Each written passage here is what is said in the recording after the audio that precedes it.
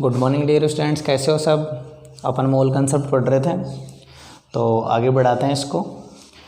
जैसा कि आपको पता ही है कि आपकी एजुकेशन में थोड़ी सी प्रॉब्लम आ रही है लॉकडाउन की वजह से, तो सेंट एसन परिवार की तरफ से, सेंट एसन फैमिली की तरफ से आप लोगों को स्टडी प्रोवाइड करवाने के लिए डिजिटल प्लेटफॉर्म तैयार किया गया है। तो आप इसका बेनिफिट उठाइए, बहुत बढ़िया प्लेटफॉर्म है और अच्छे से आप लोग तैयारी कीजिए और नोट्स जो है वो साथ के साथ बनाते चलो। ये जो टॉपिक है अभी चल रहे हैं ये आपके 12th बोर्ड के साथ साथ 11th 12th और आपके जो मेडिकल और IIT है यानी कि आपके कंपटीशन के लिए बहुत इंपॉर्टेंट है। सो प्लीज़ आप लोग इनको अच्छे से समझें। देख लीजिए, अपन बात कर रहे थे, मैंने आपको बताया था कि जो कोई भी कंपाउंड होता है उसका आपको आणविक द्रव्यमान जो है वो कैसे ज्ञात करना होता है। कल मैंने आपको समझाया था कि जैसे अपने पास में है NaOH का अपन को आणविक द्रव्यमान ज्ञात करना है। तो देखिए, पहले तो अपन बात कर रहे थे एटॉमिक मास की, परमाणुविक द्रव्यमान की। पहले तो अपन ने बात की परमाणुविक द्रव्यमान की,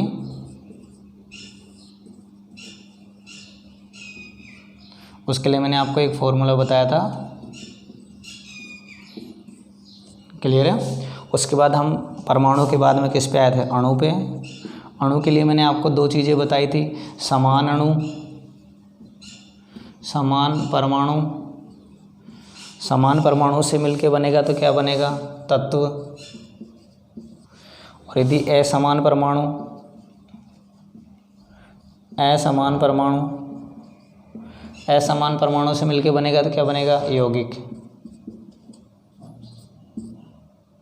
ये चीज़ मैं आपको कल बता चुका था कि परमाणु द्रव्यमान ये। उसके बाद अणु पर अपन चले तो अणु में मैंने आपसे कहा था कि समान परमाणु है तो तत्व, यानी समान परमाणु का मतलब उसके भौतिक और रासायनिक गुण क्या होंगे, समान होंगे।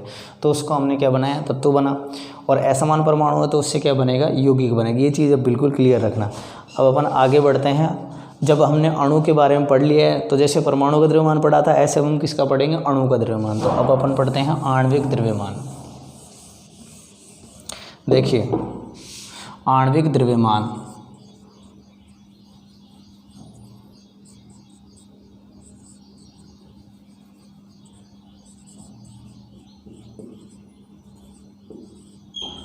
आणविक द्रव्यमान इसको बोलते हैं मॉलिक्यूलर मास।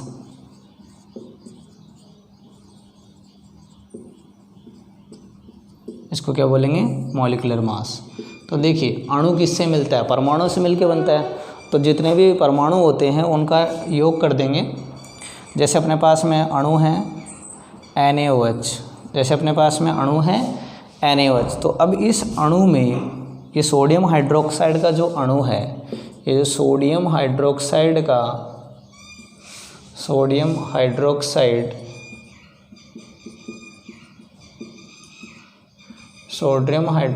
का जो अणु है, इसमें जितने भी परमाणु हैं इन सब परमाणु का अपन क्या कर लेंगे, परमाणु द्रव्यमान जो है उसको क्या कर लेंगे, जोड़ लेंगे।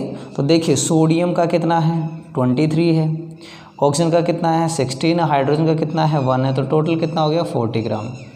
तो हम कह सकते हैं कि जो सोडियम हाइड्रोक्साइड है उसके एक अणु का आणविक द्रव्यमान कितना है, 40 ग्राम। ये चीज़ आप लोगों को ध्यान में रखनी है। इसका स्क्रीनशॉट ले लेना फटाफट। बाकी मैं और एग्जांपल आपको बता रहा हूँ। जैसे अपने पास में है HCl में देखिए हाइड्रोजन का कितना है, 1 है। Cl का कितना है, 35.5 है। तो ये हो गया 36.5 ग्राम। तो एक हाइड्रोजन क्लोराइड यानी कि एक HCl जो अणु है उसका पर आणविक द्रव्यमान हम देखें तो कितना आता है, 36.5 ग्राम। और मैं आपको एग्जांपल बताता हूँ।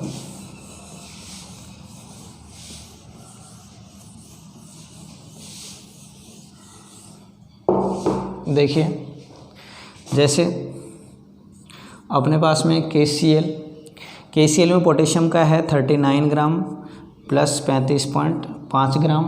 तो ये हो गया आपका कितना, 74.5 ग्राम। ठीक है, तो ये आपको ध्यान रखना है। जैसे अपने पास में है HNO3, अपने पास में क्या है, HNO3, ये हो गया आपका HNO3 1 + 14 + 16 × 3, क्योंकि 3 एटम किसके हैं, ऑक्सीजन के। ऑक्सीजन के कितने एटम्स हैं, 3 एटम्स हैं।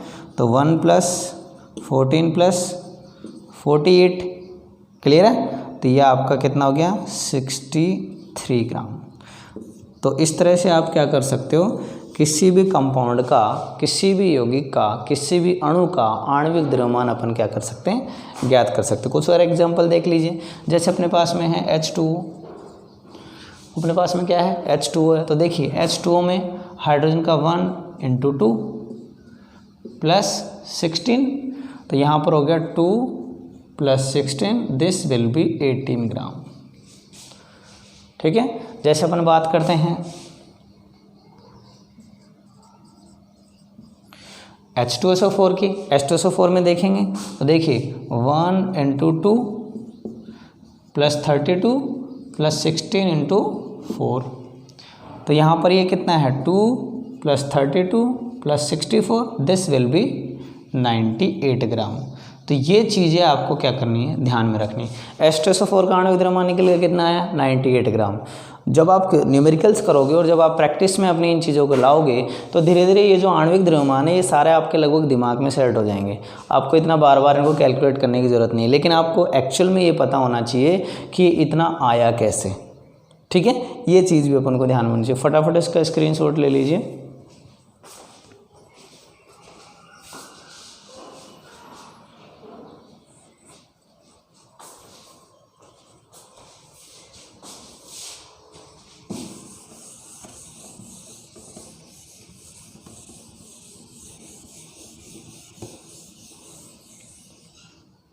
अब देखिए अपन थोड़ा सा आगे बढ़ाते हैं इस टॉपिक को।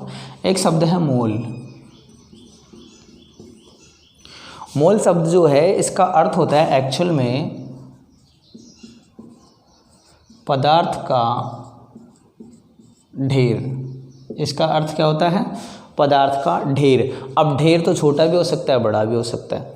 और मोल शब्द की केमिस्ट्री में जो है ज़रूरत क्यों पड़ी, तो देखो अपनी डेली लाइफ में जो है अपन ने क्या कर रखा है, कुछ फिक्स कर रखे हैं पैमाने। जैसे अपन को कोई ठोस पदार्थ लेना है मार्केट से, तो अपन क्या करेंगे, उसको किलोग्राम में व्यक्त करेंगे। तो जैसे अपन ने उससे कहा कि भाई हमको 1 kg चाहिए, जैसे हमने कहा 1 kg शुगर चाहिए, तो वो अपन को कितना देगा 1000 ग्राम। तभी तो अपन 1 kg मानते हैं उसको। क्लियर है चीज़। अपन ने कहा 1 दर्जन पेन चाहिए, 1 दर्जन क्या चाहिए, पेन चाहिए, तो उसमें पेन कितने मिलेंगे 12 पेन। 1 दर्जन का मतलब अपन ने क्या फिक्स कर रखा है कि कितने पीस होंगे, उसमें 12 पीस होंगे। ये बात क्लियर है। जैसे आपने बोल दिया कि 1 लीटर आपको क्या चाहिए, तेल चाहिए 1 लीटर, तो 1 लीटर का मतलब क्या हो गया 1000 मिलीलीटर। ये फिक्स है। जैसे अपन कपड़ा लेंगे तो उसको किस में लेंगे, मीटर में लेंगे। क्लियर है चीज़। जैसे अपन को डिस्टेंस कवर करनी है तो किस में करते हैं, अपन किलोमीटर में करते हैं। तो अपन ने क्या कर रखा है, अपने डेली लाइफ में कुछ वैल्यूज फिक्स कर रखी है और उनके आधार पे अपन क्या करते हैं, गणनाएं करते हैं। इसी तरह केमिस्ट्री में भी कुछ गणनाएं करनी होती है। जैसे कोई रासायनिक पदार्थ है तो उसके बारे में अपन को पता लगाना पड़ेगा, इसका भार कितना है, इसका आणविक द्रव्यमान कितना है, इसमें परमाणु कितने हैं, तभी तो अपन उसकी एग्जैक्ट वैल्यू का पता लगा पाएंगे। तो इसके लिए मोल शब्द जो है वो सामने आया। और एक्चुअल में मोल शब्द जो है उसका अर्थ होता है पदार्थ का ढेर। तो इसको सबसे पहले अवोगाद्रो नाम का जो वैज्ञानिक है उसने परिभाषित किया।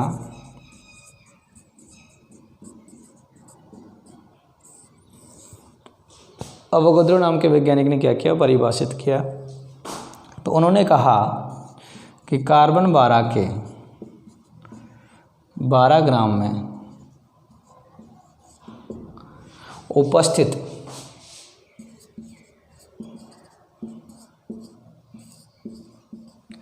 परमाणुओं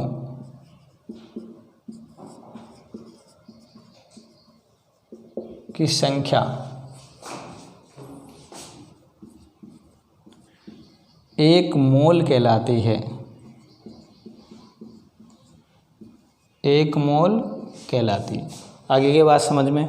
कार्बन 12 के 12 ग्राम में उपस्थित परमाणुओं की संख्या क्या कहलाती है, 1 मोल कहलाती है। अब आपके दिमाग में क्वेश्चन आ रहा होगा कि कार्बन 12 क्या है और यही क्यों लिया गया।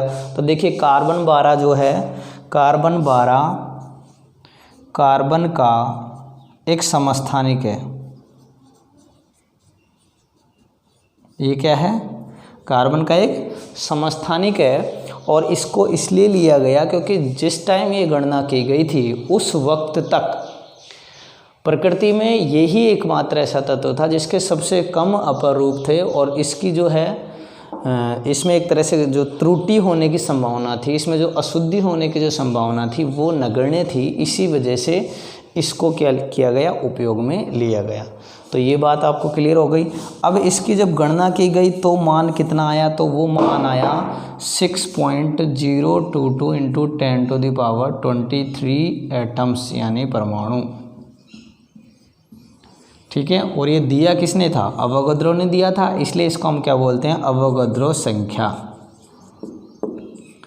ठीक है, यानी कि हम इसको डिनोट कर देते हैं Na से, अवोगाद्रो नंबर। किस डिनोट करेंगे, अवोगाद्रो नंबर से। तो अवोगाद्रो नंबर कितना आया, इतना आया कहाँ से, ये चीज़ भी अपन को पता होनी चाहिए कि भाई ये वैल्यू आ कहाँ से गई। ऐसा तो नहीं उठा के रख दी। तो केमिस्ट्री हो चाहे फिजिक्स हो चाहे और सब्जेक्ट हो, इनमें सब में जो वैल्यूज़ जो आती है ये कहीं ना कहीं से प्रयोगों के द्वारा इन्होंने कैलकुलेट की होती है और वही वैल्यू अपन को बताई जाती है। तो ये कैसे कैलकुलेट हुई, तो मैं बता देता हूँ। 1 मोल इक्वल टू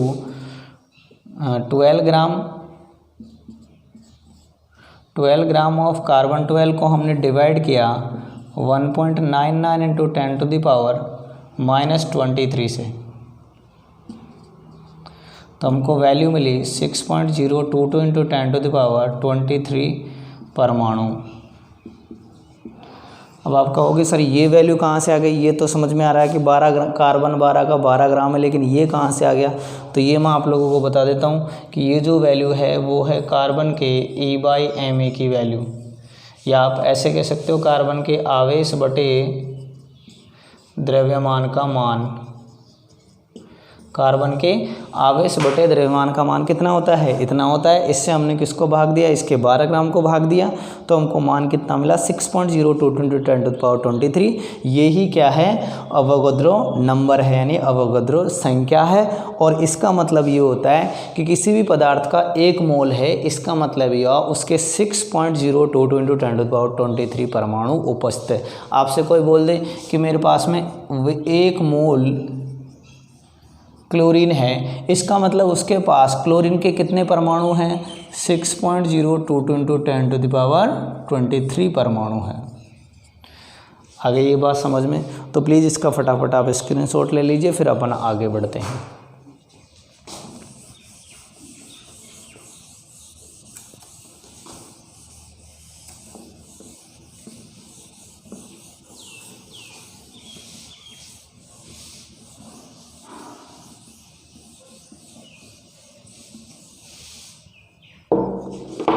देखिए अपन ने इसके बारे में जाना। अब मोल के क्या कुछ इम्पोर्टेंट जो है सूत्र है वो मैं आपको बता देता हूँ, ताकि आपको आगे दिक्कत नहीं आए कैलकुलेशंस करने में। और अपने आगे जब अपन इस मैटर को बढ़ाएंगे तो वो फॉर्मूले जो है बहुत ज़्यादा हेल्पफुल रहेंगे। तो आप इनको, आप जैसे मैं बना रहा हूँ वैसे आप भी एक फ्लो चार्ट बना लेना, ताकि आपके माइंड में ये सेट रहे सारे फॉर्मूले। तो देख लीजिए, फर्स्ट है N equal to W/m, second one is N equal to N0/Na, and third है N equal to V/22.4 litre. ठीक है, अब अपन इनके वेरिएबल्स को डिफाइन कर लेते हैं, ताकि आपके माइंड में ये नहीं रहे कि कौन सा वेरिएबल कहाँ से है क्या। तो यहाँ पर देखिए, मैं सबसे पहले इस फॉर्मूले को डिफाइन कर रहा हूँ। n बराबर है मोलों की संख्या। n क्या होता है, मोलों की संख्या, इसमें कोई दिक्कत नहीं है। फिर W यौगिका भार, क्लियर है। उसके बाद M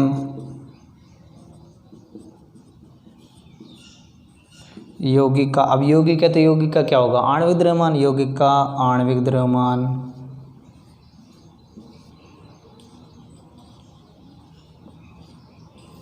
आगे ये बात समझ में, आपको इस बात का ध्यान रखना है कि यदि किसी क्वेश्चन में किसी यौगिका भार दे दिया जाए तो अब आप उसके मोल आराम से ज्ञात कर सकते हो इस फॉर्मूले के द्वारा, क्लियर है।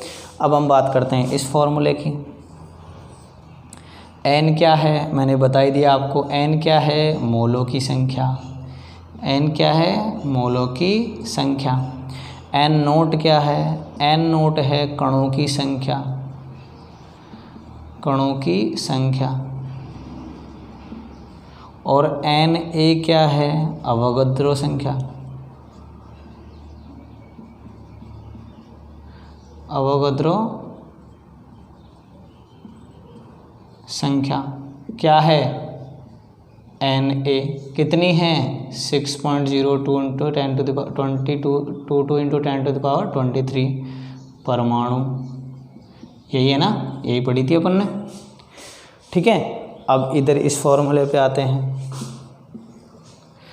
एन क्या है, मोल। एन क्या है, मोल। वी क्या है, आयतन। किसका, आयतन किसका, गैस का। आयतन किसका, गैस का।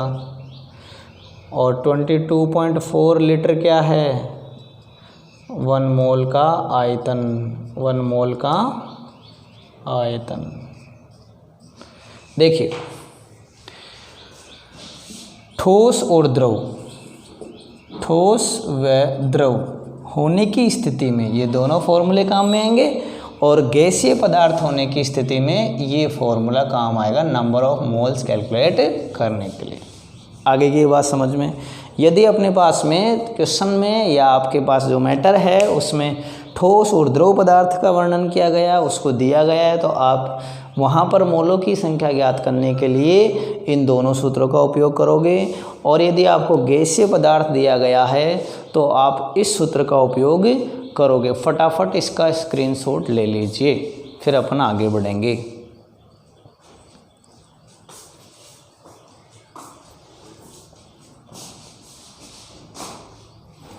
ठीक है, आगे बढ़ते हैं।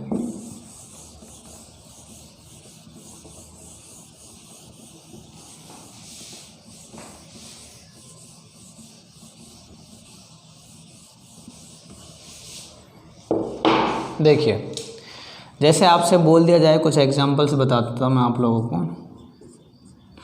आपसे बोल दिया जाए कि H2SO4 के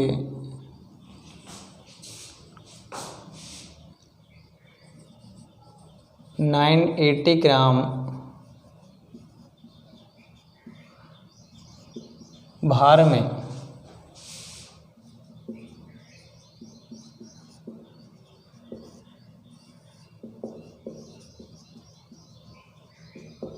परमाणुओं की संख्या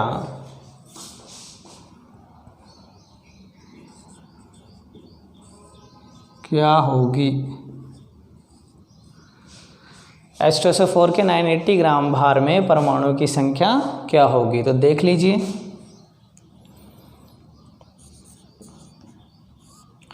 अब देखो, भार दिया गया है, क्या दिया गया है, भार किसका, H2SO4 का भार यानी कि W गिवन है, कितना है, 980 ग्राम। कितना है, 980 ग्राम। और क्या दिया हुआ है, आणविक द्रव्यमान। क्या दिया गया है, आणविक द्रव्यमान। अब आप कहोगे इसमें आणविक द्रव्यमान तो कहीं दिख ही नहीं रहा। देखो तसल्ली से देखो, आपको दिखेगा। यहाँ पर क्या है, H2SO4 क्या है, H2SO4 1 × 2 + 32 + 16 × 4 2 + 32 + 64, दिस विल बी 98 ग्राम। दिखा, दिख गया। अब तो ऐसे देखना आपको क्या आणविक द्रव्यमान क्या है, तो हम लिखेंगे यहाँ पर H2SO4 का आणविक द्रव्यमान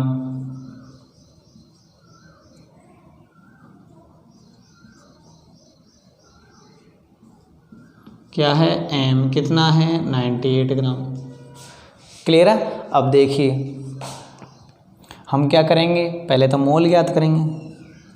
तो H2SO4 के मोल बराबर, H2SO4 के मोल बराबर 98। आप ऐसे लिख सकते हो, पहले formula weight of H2SO4 by M of H2SO4, weight of H2SO4 कितना है 980 ग्राम। एम ऑफ H2SO4 क्या है 988, कितना आ गया 10 मोल, कितने आ गए 10 मोल। अब हमारे पास में एक नया फॉर्मूला आएगा, उसका आप थोड़ा सा ध्यान रखना कि परमाणुओं की संख्या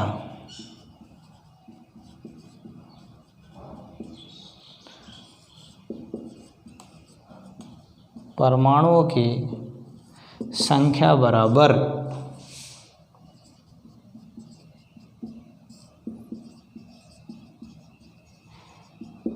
मोलों की संख्या इनटू Na। ये फॉर्मूला आपको थोड़ा ध्यान में रखना है, ठीक है। और ये कोई नया फॉर्मूला नहीं है, ये चीज़ आप अच्छे से जानते हो। जैसे आपसे बोल दिया जाए कि हमारे पास में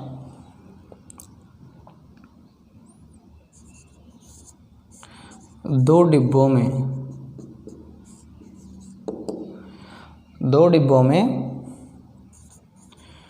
24 पेन रखे हैं। कितने रखे हैं 2 डिब्बों में पेन रखे हैं, तो पेनों की संख्या क्या होगी यदि प्रत्येक डिब्बे की क्षमता 1 दर्जन के बराबर हो। ठीक है, ध्यान से देखना इस चीज़ को, ये इसी से रिलेटेड है। 2 डिब्बों में 24 पेन रखे हैं। अब तो पेनों की संख्या, 2 डिब्बों में कुछ पेन रखे हैं, इसने बोल दिया 2 डिब्बों में कुछ पेन रखे हैं, 24 नहीं कुछ पेन रखे हैं, नहीं तो पता चल जाएगा पेन कितने रखे हैं।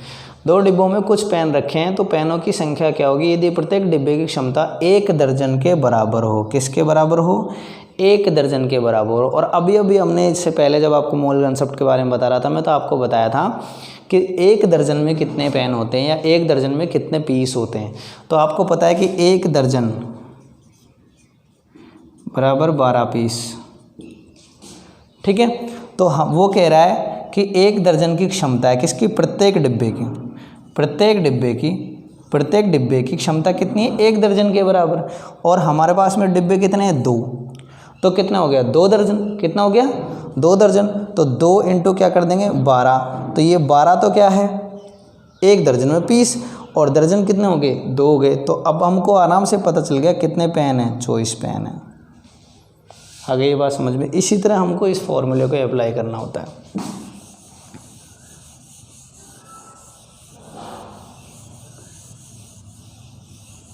देखो कैसे करेंगे। अब हम करेंगे H2SO4 के परमाणु, H2SO4 के परमाणु बराबर मोल कितने हैं 10 इंटू अवोगाद्रो संख्या कितनी है 6.022 इंटू 10⁻23 एटम्स, यानी कि टोटल परमाणु ये आए।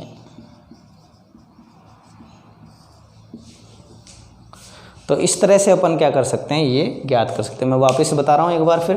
H2SO4 का 980 ग्राम भार दे रखा है, उसमें परमाणु ज्ञात करने हैं अपन को।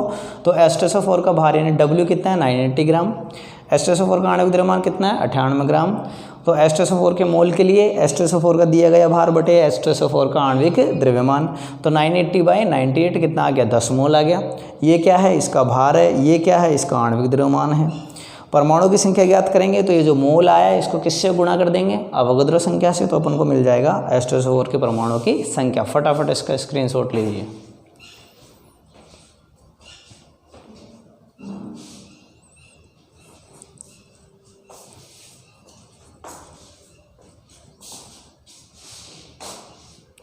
ठीक है,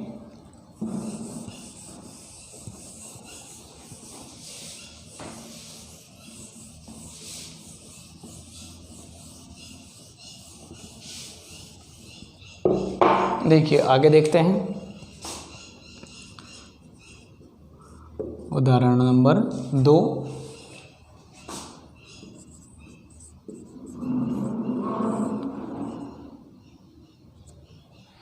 किसी यौगिक का भार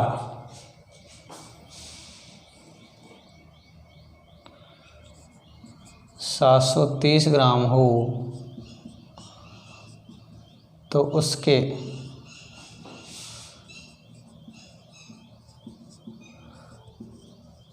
परमाणु क्या होंगे?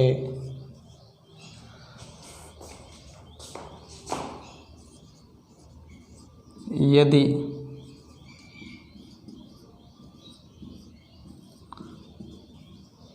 आणविक द्रव्यमान 36.5 ग्राम हो। अब देखिए इसने तो और भी इजी कर दिया अपन काम, अब आराम से कर सकते हैं अपन। देख लीजिए, हल कर लेते हैं इसका। देखिए क्या दे रखा है, यौगिक का भार यानी डब्ल्यू ऑफ कंपाउंड कितना आ रहा है? 730 ग्राम। डब्ल्यू ऑफ कंपाउंड कितना है? 730 ग्राम। एम ऑफ कंपाउंड कितना है? 36.5 ग्राम। ठीक है, अब अपने पास में करना क्या है? मोल्स निकालने।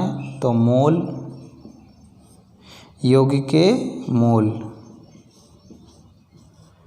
यौगिक के मोल बराबर कितना दे रखा है? 730/36.5, तो कितना आ जाएगा? 10। क्लियर ये चीज़? सॉरी 20, 2 बार जाएगा ना। अब देखिए, अब अपन को क्या निकालना है? यौगिक के परमाणु,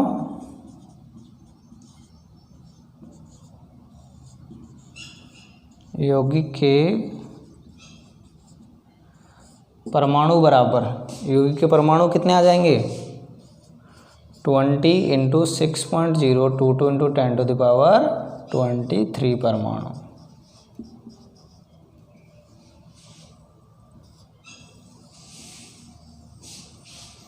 ठीक है, आगे ये बात समझ में? फटाफट इसका स्क्रीनशॉट ले लीजिए।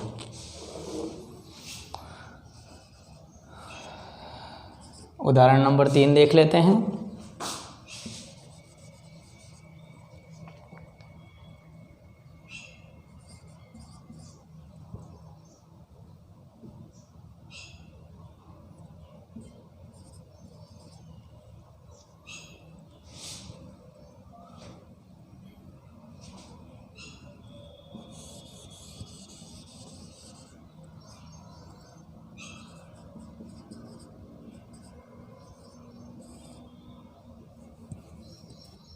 किसी यौगिक का भार 1200 ग्राम हो तो उसके परमाणु क्या होंगे यदि उसका आणविक सूत्र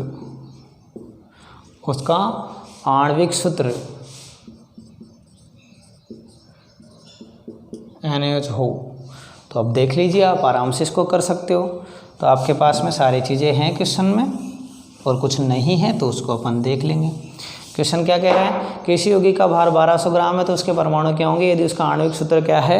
NaOH। देखिए क्या दे रखा है? वेट ऑफ कंपाउंड दे रखा है, वेट ऑफ NaOH दे रखा है ना। वेट ऑफ NaOH कितना दे रखा है? 1200 ग्राम। कितना दे रखा है? 1200 ग्राम। अब अपन को क्या चाहिए? M of NaOH। ठीक है, तो इसमें आराम से आप कैलकुलेट कर सकते हो, बताया मैंने आपको। NaOH जो है उसमें क्या है? NaOH 23 + 16 + 1, दिस विल बी 40 ग्राम। देखिए ये कितना हो गया? 40। ठीक है, अब देख लीजिए, मोल N ऑफ NaOH बराबर W of NaOH by M of NaOH। तो कितना है? W ऑफ NaOH कितना दे रखा है? 1200 ग्राम। और M ऑफ NaOH कितना है? 40। तो ये हो गया कितना? 30। तो NaOH के परमाणु बराबर मोल कितने हैं NH को? 30 इंटू 6.022 इंटू 10⁻23 परमाणु। यही तो चीज़ करनी है। फटाफट स्क्रीनशॉट लीजिए इसका।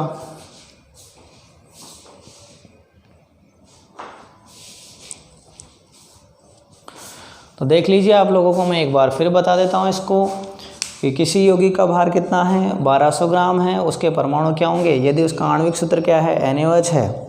देखिए W ऑफ NaOH क्या है? 1200 ग्राम है। M ऑफ NaOH क्या है? 40 है। तो N ऑफ NaOH निकालने के लिए अपन को क्या करना पड़ेगा? W of NaOH by M of NaOH। W of NaOH यानी कि NaOH का भार कितना दे रखा है? 1200 ग्राम दे रखा है। और सोडियम हाइड्रोक्साइड का आणविक द्रव्यमान कितना आता है? 40 आता है। 1200 को जब अपन 40 से भाग देंगे तो कितना आ जाएगा? 30 आ जाएगा। अब अपन को सोडियम हाइड्रोक्साइड के क्या परमाणु पता लगाने हैं, तो उसके लिए ये अपन को दिए गए मोल जो है अपन को ज्ञात कर लिए और अवोगाद्रो संख्या अपन को पता है, इससे इसको क्या करते हैं? गुणा कर देंगे। तो अपन को पता चल जाएगा कि 1200 ग्राम में सोडियम हाइड्रोक्साइड के कितने परमाणु उपस्थित हैं। क्लियर है स्टूडेंट्स? इसको आराम से करना। आपके पास शीट्स हैं, उनसे आप क्वेश्चंस करना। आपको कहीं क्वेश्चंस में प्रॉब्लम आती है तो आप डिस्कस कर सकते हो। Thank you. आगे कल पढ़ाएंगे।